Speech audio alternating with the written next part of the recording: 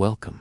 Take a slow breath and let it drift away like morning mist across an empty plain. You're here now, and the stars are waiting. A silent scripture, a divine calendar. Tonight, we journey not across space, but across time, into a world when the night sky was not just a backdrop, but a living map, wondering, measuring, remembering, not just for beauty, but for guidance, for meaning, and sometimes for survival. Long before telescopes, long before textbooks or satellites, there were people, much like you, who stood beneath the same stars, watching, their eyes lifted upward.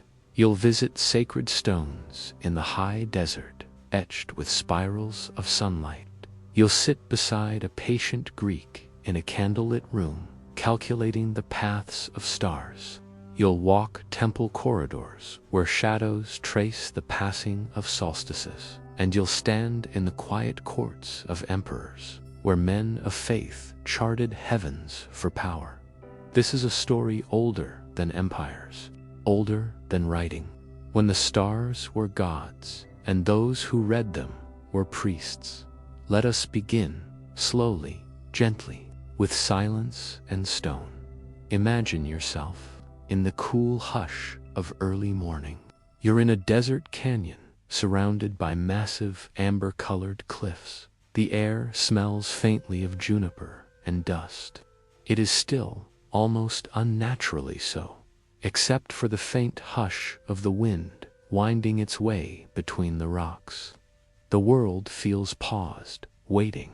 You crouch low beneath a sandstone cliff. Your hand brushes against rough, sun-warmed stone. Ahead of you, carved into the rock, are spirals, concentric, careful, simple, and yet impossibly ancient. You're not the first to wait here, and watchers of the sky. Over 1,000 years ago, someone else waited. A man, or perhaps a woman, wrapped in woven cotton, with sandals of yucca fiber. Their face creased by sun and time, their eyes always upward. This was Chaco Canyon, and on this ledge, 3 stone slabs leaned delicately against the cliff face. Nestled in what is now New Mexico, Chaco was the heart of a great ceremonial center, home to the Ancestral Puebloans, a people of builders, farmers, traders. Between the years 850 and 1150, these desert architects raised massive structures, great houses, some rising 4 stories high, aligned with uncanny precision. Windows that captured the sun at solstice. Doorways that welcomed the moon. But among these ruins lies something quieter, not a building, but a whisper, a carving, a ritual. High up on Fajada Butte, a sandstone outcrop rising hundreds of feet above the canyon floor, there is a narrow ledge. Behind them, spirals etched into the wall. And when the sun rises, the spirals weren't placed at random. The stones weren't tossed by wind.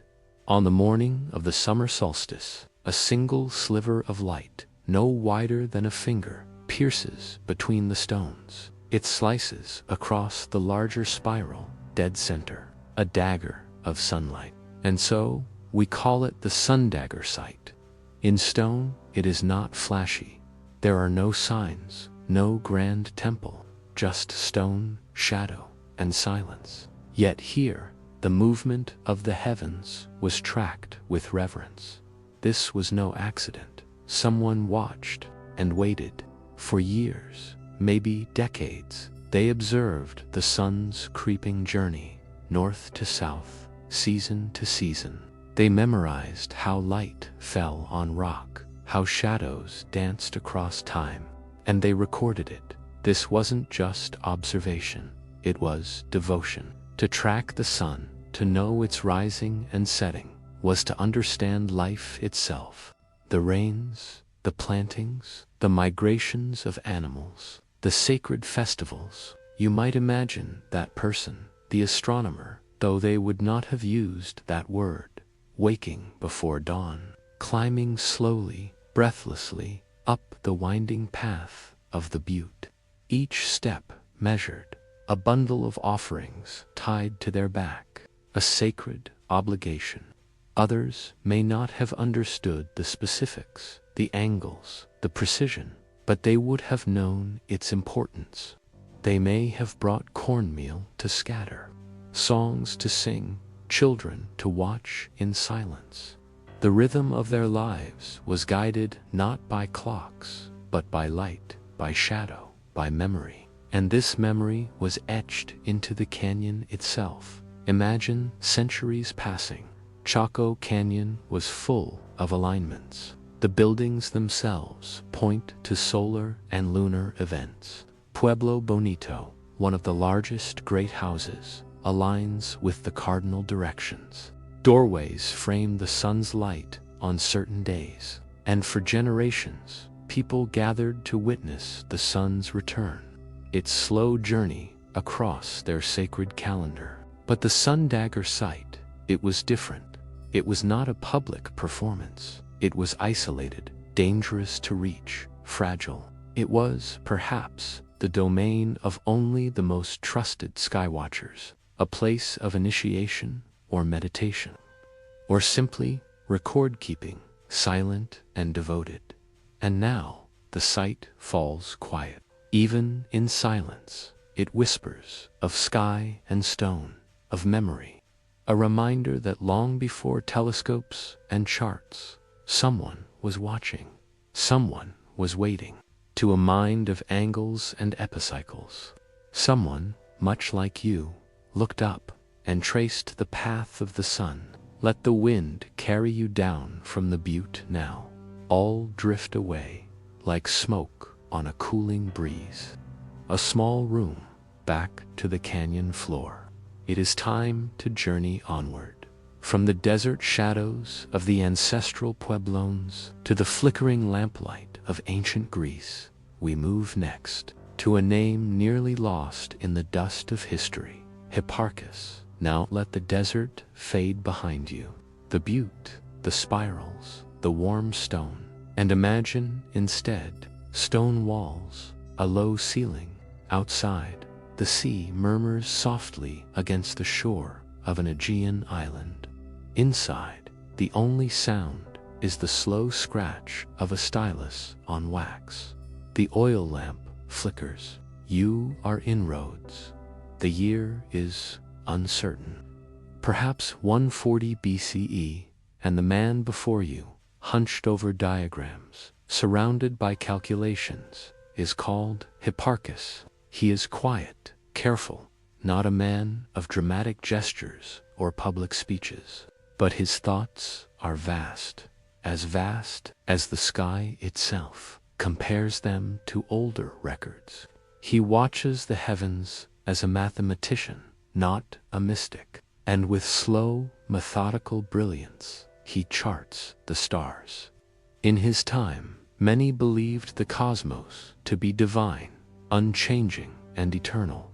But it was a question, and the night sky, a long, slow answer, written in movements, in arcs and shadows, in changing positions barely visible across the span of decades. So, what did he see, to begin with? The stars themselves. You might imagine him stepping outside, night after night, onto a stone terrace, the sea breeze cool on his skin, a copper instrument, an armillary sphere, perhaps, held steady in his hands. He tilts it toward the sky, aligning rings and rods to the stars. He notes their positions, and he begins to suspect something strange, a drift, a slow, almost imperceptible shift in the stars' positions, year after year. Not chaos, but motion. What he had discovered, without fully knowing it, was precession, the slow wobble of the Earth's axis, a cycle taking nearly 26,000 years to complete. He wouldn't have called it that. He wouldn't have known about the Earth spinning. Not exactly. The geocentric model still held sway, but he measured the wobble. And with that measurement, the sky became not just a dome of light, a machine, vast and steady, turning ever so gently through time. But there was more. In addition to precession, Hipparchus began compiling something even more ambitious, a catalogue of the stars, hundreds of stars, listed by name or number, their positions recorded by degrees and fractions, their brightness classified into categories, from the brightest to the faintest, still visible to the naked eye. This was the first known attempt to systematically chart the heavens, to turn the sky into a document, something you could study, not just admire. You might imagine Hipparchus working late into the night, ink-stained fingers brushing across scrolls and charts, faint candlelight dancing on curves and coordinates. He checks, double-checks. Each entry is a piece of the puzzle, not mythology, not poetry, but data. And then eclipses. Oh yes, eclipses fascinated him. They were feared by many. Omens, portents, divine interruptions. He collected reports, perhaps even reaching for older Babylonian records, writings far older than his own time. He studied the intervals between eclipses, their regularity, and from this quiet investigation, he achieved something remarkable. He devised a method to predict eclipses. Again, not perfectly. He could not pinpoint every detail, but the rhythm was there. Lunar cycles, nodal points, patterns across decades. Through mathematics and meticulous observation, he tamed a piece of the unknown. Yet for all this brilliance, for all his silent evenings under the stars, much of Hipparchus' work was lost, his star catalogue gone, his detailed writings vanished into the centuries. For a long time, all we had were fragments, mentions by later thinkers. It was through Ptolemy's Almagest that we caught glimpses of Hipparchus' genius, like footprints in sand, half-erased by time. But then, unexpectedly, a whisper of recovery. In the early 2000s, a remarkable discovery emerged from a place no one expected, the palimpsest of St. Catherine's Monastery in Egypt. A palimpsest is a manuscript that has been scraped clean and reused. Paper was precious, after all, but modern imaging, using spectral photography, can reveal the faded layers beneath, and there, faint but persistent, were coordinates, star positions, angles, numbers, above roads, unchanged in its slow elegance, matching the kind of data Hipparchus might have recorded. It was, almost certainly, a portion of his star catalogue, the oldest known attempt to map the fixed stars, hidden beneath centuries of overwritten text, erased, and then rediscovered, like starlight from a vanished sun, arriving centuries after its source has gone dark. It is humbling, isn't it, to think of one man seated alone in the lamplight, etching numbers into a scroll, and that those numbers could reappear 2,000 years later on a computer screen in a quiet lab, his stars, still shining, still measured, still remembered. And so, let us thank the mind of Hipparchus, quiet, methodical, precise. Let his lamps go out now, one by one. Let the scrolls roll shut. Let the sky remain, and let us walk forward again, away from charts and ink, toward towers of stone, where architecture reaches for the stars, where cities themselves become calendars, and the divine is built in brick. You are walking now, but not in Greece and not in the desert. Instead, the air is thick with warmth and moisture. The scent of wet leaves, ripe fruit, and distant wood smoke fills your breath. It is early morning, just before sunrise. The sky is still a dark indigo, scattered with fading stars. And before you, rising like a stepped mountain from the forest. And the temple ahead of you is not just a place of worship. It is a diagram, a model of the cosmos. This is Angkor Wat, built in the 12th century under the Khmer Empire, one of the largest religious monuments in the world. Its towers mirror the peaks of the mythical Mount Meru, the center of the universe in Hindu cosmology. But there is more to these stones than myth. If you pause and look carefully, you'll find alignments, corridors that capture the first light of the equinox. Even the temple's orientation, slightly off true west, aligns with the spring equinox sun. To walk through Angkor Wat is to move through time. You pass walls carved with celestial dancers, serpents winding their way across lintels, and endless bas-reliefs that depict the cycles of gods, men, and stars. Even the zenith passage, the day when the sun passes directly overhead, you are not alone.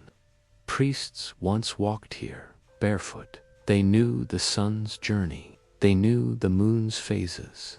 They marked the passage of sacred days by watching the interplay of light and shadow across these carved corridors. The stars were part of the temple itself. And now, let us travel farther still, over oceans and jungles, high into the Andes. Here, the air is crisp and thin. You stand among the remnants of the Inca Empire. The sky above is vast, impossibly clear. The stars do not twinkle so much as blaze, sharp and cold. You are standing among the towers of Cusco, or perhaps among the stone pillars of Machu Picchu, built high atop a ridge. And like the Khmer before them, the Inca built with the heavens in mind. They did not just watch the stars, they built for them. The Inca capital, Cusco, was laid out in the shape of a puma, the sacred feline. From the city, astronomer priests known as Amayutas would look to the horizon, where stone pillars marked key solar events, the solstices, the equinoxes. These towers, known as sukankas or sewas, were arranged with precision and found structure. Each pair framed a portion of the horizon, and as the sun rose or set between them, the priests would take note, marking agricultural festivals, offerings, and rituals. Imagine the Inca astronomer now, seated upon a stone platform before dawn, wrapped in thick wool, breathing slowly in the thin mountain air. He watches as a thread of light appears on the horizon. The sun begins to rise and slips perfectly between two towers. It is the winter solstice. Time to begin the Inti Raymi, the great festival of the sun. But the Inca did not only read the sky for the sun, they read darkness. Unlike many other ancient cultures, the Inca saw constellations, not in the stars, but in the dark spaces between them. The dark river shapes of the Milky Way, the Mayu, were not just clouds. They were animals, spirits, shapes of meaning. The llama, the fox, the toad. Each dark form told a story. Each had its time in the sky. They looked into the gaps, and so the night was not empty. It was full of shape and story, not in light, but in absence. The temples of the Inca, like those in Cambodia, aligned with the stars, not by chance, but by intent. At Machu Picchu, the Temple of the Sun has a curved wall. Once a year, on the June solstice, sunlight enters a specific window, illuminating a carved stone within. Nearby, the Intihuatana, the hitching post of the sun, stands like a carved sundial. It may have been used to tether the sun symbolically to prevent its further retreat after the solstice. The rituals were layered, complex, blending astronomy and theology. science, and ceremony. And while much of this knowledge was lost, shattered by conquest, softened by time, some of it still lingers in the placement of stones, in the lines of sight, in the stories passed quietly from one generation to the next. We may not know every calculation, every purpose, but the intent remains etched in stone, the sky woven into the earth. And so, we pause, we step back, away from towers and temples. The jungle sighs, the mountains remain still. From Cambodia to Peru, across continents and centuries, the same sun rose, the same stars wheeled overhead, and people, always people, stood beneath them, building, watching, aligning, telling time with stone. Now let the stars settle behind your closed eyes. Let the darkness deepen like the Inca constellations, and we turn once more to a final chapter. From pyramids and priests, to powdered wigs and porcelain halls, to calendars remade by decree, we journey now to the courts of emperors, and to those strange men who brought science cloaked in scripture, the Jesuits. The stars above the Andes blink away like embers on cooling ash, and you find yourself under a pale sky. It is morning, but not the kind you know. This morning is filtered through thick silk drapes, veiled windows, and the soft rustle of embroidered robes. You are in Beijing, though it is not yet called that. The Ming dynasty has passed. The forbidden city is vast, walled, ordered, quiet. Inside, everything moves slowly, precisely, like a clock set long ago.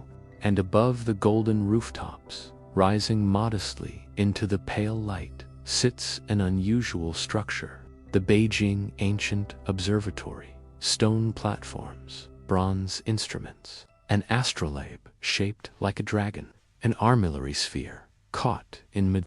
These are the Jesuits, missionaries, yes, but also astronomers, men of books, charts, and calendars. And they have come not merely to preach, but to calculate. Their names whisper quietly in the records. Matteo Ricci, who first mastered the Chinese script. Johann Adam Schall von Bell, who rose to advise the emperor. But they carried with them sextants and ephemerides, pendulum clocks, and tables of lunar motion. It began with a puzzle and a problem. For centuries, Chinese astronomers had used traditional methods to predict eclipses and mark the seasons, but the calculations began to falter. Eclipses were off, calendars lagged, and the emperor, said to rule by the mandate of heaven, could not afford such errors. If the sky moved without him, he would lose face, or worse, his legitimacy. Enter the Jesuits. They offered precision, European models based on Copernicus, Kepler, even Galileo, though gently repackaged to avoid controversy. They could calculate eclipses with startling accuracy and predict solstices down to the hour. Imagine now a strange scene. Between them, an eclipse chart, inked with exact times and geometries. The Chinese court listens, watches, and when the sun dims at precisely the predicted moment, trust is gained, respect earned. The Jesuits were given roles in the Imperial Astronomical Bureau. They reformed calendars, redesigned observatories, trained apprentices. And yet, they spoke Confucian phrases. They adopted Chinese dress. They called their Christian god Tianju, Lord of Heaven, not to deceive, but to translate. Still, suspicion lingered. There were moments when imperial favor wavered. Times when native scholars pushed back, proud of their own traditions, skeptical of foreign methods. Times when politics and theology clashed. But for a time, there was peace in this exchange. a rare confluence of science, statecraft, and cultural diplomacy. The observatory on the city wall became a shared shrine of sorts, not of worship, but of measurement. Bronze instruments pointed skyward, unmoving. They did not pray, they calculated, and above them the sky remained steady, ancient, indifferent. The Jesuits would be sidelined. The rights controversy would sour relations with the Vatican. Foreign influence would wane. But for a brief, delicate span of history, Europe and China met not on battlefields, but beneath the stars. And those stars were not conquered. They were studied, gently, together. The instruments still remain. Today, you can visit the observatory in Beijing. Walk the platform, touch the cool metal. Instruments once used to whisper meaning from the sky, not to divine fate, but to count days, to know when to plant, when to mourn, when to celebrate. The mandate of heaven, after all, was partly a matter of good timing. And now, let the city recede. The rooftops, the silk-robed scholars, the careful scribes. Let the instruments rest. The scratch of stylus on wax, the spiral carved in stone.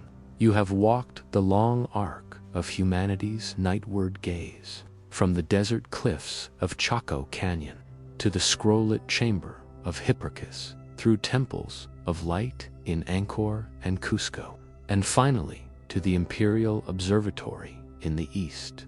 When the stars were gods, people built for them, watched them, named them, measured them. They reached always upward.